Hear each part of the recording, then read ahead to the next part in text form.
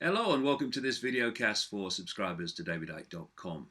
Saw a movie this week called Jupiter Ascending, and what attracted me to it was that it is written, produced and directed by the Wachowski brothers, of course, who produced the Matrix trilogy and other films like V for Vendetta, which was about a people's revolution against the Orwellian state.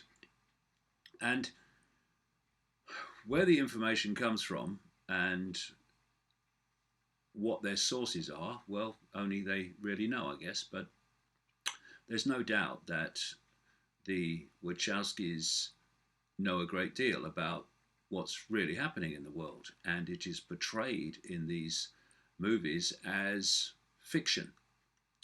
But when I look at my research over the last 25 years, it mirrors much of what appears in their films.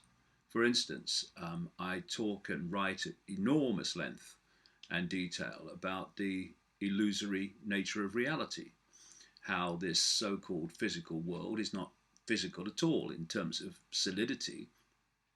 It's holographic, illusory solidity. And that is the basis of the Wachowskis' Matrix series, that we're living in a fake reality that we're decoding to believe is real when it's not real at all, which is precisely the themes of my books over the years to present day, getting more detailed all the time. And so when I went to see Jupiter Ascending, I was interested to see what the symbolism was, what the themes were in terms of the plot. Now, to be absolutely honest, I mean, I didn't find the film that riveting, really, from a viewing point of view. Maybe it's just me, but over the last decades now, it seems, there's been film after film after film after film with the same basic background, the same basic plot, which involves alien takeovers or police state takeovers. And whether it's alien takeovers or police state takeovers, the police state Orwellian society is always a backdrop to these movies. And there is this whole concept of predictive programming. And one of the reasons that we're getting all these movies, one after the other, with the same theme, the same backdrop of the Orwellian fascist dictatorship in whatever form it takes, the reason we're being given that, or one main reason, is to make us familiar with it.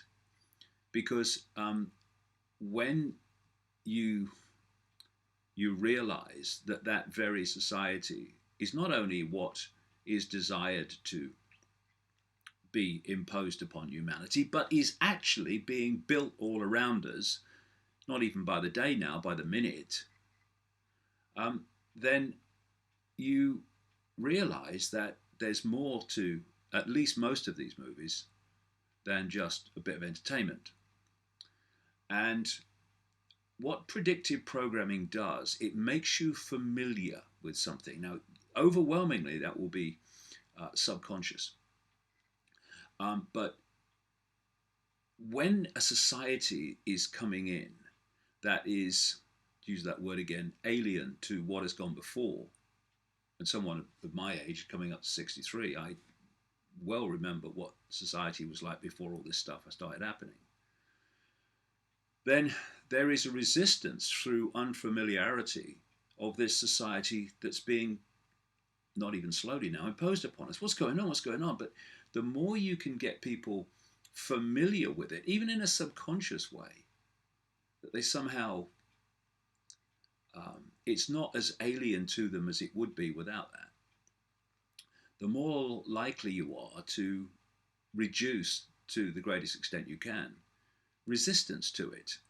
I mean, there are many other ways to stop and dilute resistance to it, but this is one. And so when I watched this Jupiter ascending, I expected the same thing, either alien or police state or both, being imposed upon humanity. But what I got was, I mean, I was sitting in the movie theater just shaking my head and chuckling, really. I mean, the themes of it were out of my books. I'm not saying they were literally out of my books, but the same themes are in my books going back well over 2 decades. And these themes are, um, for instance, one of the cast on Jupiter ascending is quoted as saying that it's like a cross between The Matrix and Star Wars. And if you read my books, then what I'm saying is, in effect, what we are experiencing and the controlling force behind what we're experiencing is, I could say, a kind of mixture of The Matrix and Star Wars in this sense. The Matrix, in the way that we are, as I've explained at length elsewhere, we are downloading all the time an information source, just like a computer downloads information and puts a visual representation of that on the screen, even though it's not like that at all. You know, I mean, there's not pictures and graphics and words on the information that the computer is decoding. It's computer codes, it's information codes, and the computer decodes that into what we see on the screen. Well, what we're doing with this fake matrix, this fake reality that we think is real, is we're decoding information in basically the same way, and we are manifesting in our visual and other senses, decoded by the brain and indeed the whole genetic system, a reality that we think is real but isn't. And this is why you have this apparent contradiction between the massive, what we call science, studying the world in its so-called and apparent physicality, and at the same time you have quantum physics showing that there is no physicality. Because what mainstream science in almost its totality is doing is studying the illusion, thinking it's real. And what quantum physics is doing is studying the illusion, or at least one level of it. So that's the matrix part of this mix.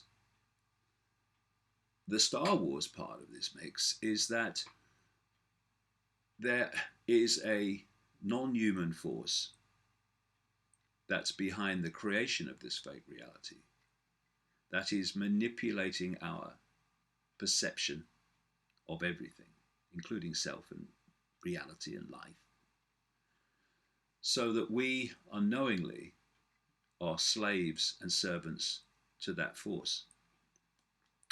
And what I saw in Jupiter ascending is that very theme that I've been writing about all these years.